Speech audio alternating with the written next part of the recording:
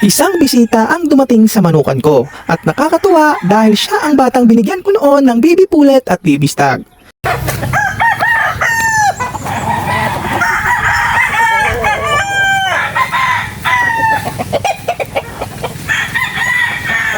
So Joey, kamusta?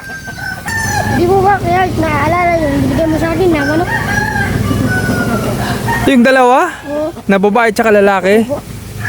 Ah, so ito na yung lalaki. Ang babae andun sa amin, sa barangay namin. Hindi, dinala. Dinala ko to dahil liba walang pasok. Ah, so dinala mo yan dito para may libangan ka pag walang pasok. Opo. So yung pulit na binigay ko sa'yo andun sa barangay nyo. So pasok ka nga, pasok ka. So yun, Joey, nakakatuwa naman ha. Napalaki mo ng maayos yung bigay ko sa'yo. Yung baby pulit, Ano mo siya sa barangay? nandun sa barangay nyo. So ito lang yung dinala mo. Opo. Hindi pa ba nangingitlog? Hindi pa. Wow naman, ang ganda naman tingnan na ganyan na kalaki yung binigay ko sa'yo.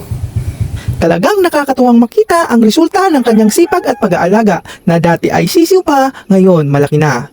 Wow, nakakatuwa naman ha. Yung binigay nating baby stag. Baby stag pa nun. Ngayon, stag na. Ayan oh. Wow naman, nakakatuwa naman, Joey, na naalagaan mo ng maayos. Kamusta yung pagpapalaki mo sa binigay ko sa'yo ito na manok na binigay ko sa'yo? Kamusta? Sige lang. Magaling ka pala mag-alaga. Pero kamusta yung pag-aaral mo? Sige lang. Ha? Maayos naman. Mabuti yan. So yung pag-aalaga ng manok, halibangan lang yan. Pero once may pasok kayo, so dapat pumapasok ka talaga. So dapat priority mo yung pag-aaral ha. Huwag puro manok. So ang bilis ng panahon, mga paragmanok ngayon, no, stag na. Kung dati baby stag, ngayon stag na siya. Ayan, throwback muna tayo. Pakita natin yung itsura nito nung maliit pa, at saka yung baby pullet na kasabay nito. So tingnan nyo muna. Lalaki to at ito naman yung babae ha. Baby pullet at baby stag. So yan ha. So alagaan mo lang mabuti ha. Salamat kuya. Binigay mo sa aking manok. Alagaan ko ito ng mabuti.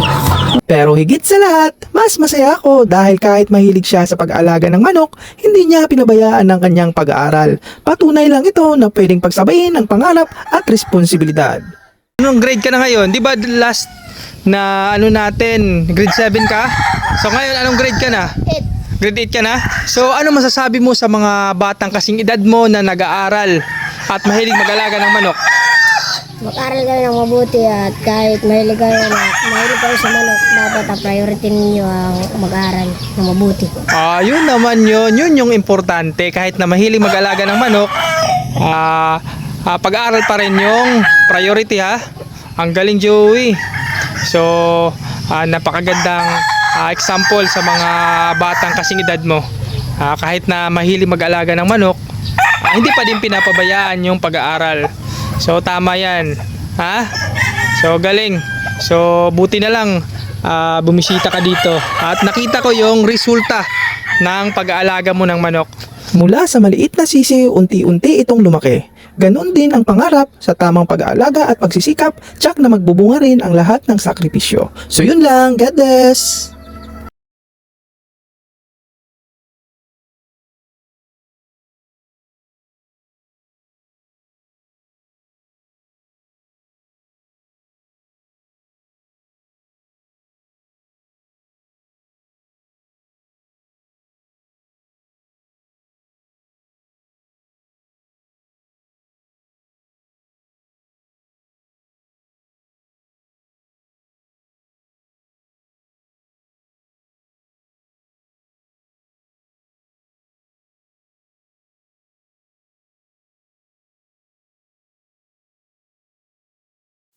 Mula sa maliit na sisiw, unti-unti itong lumaki.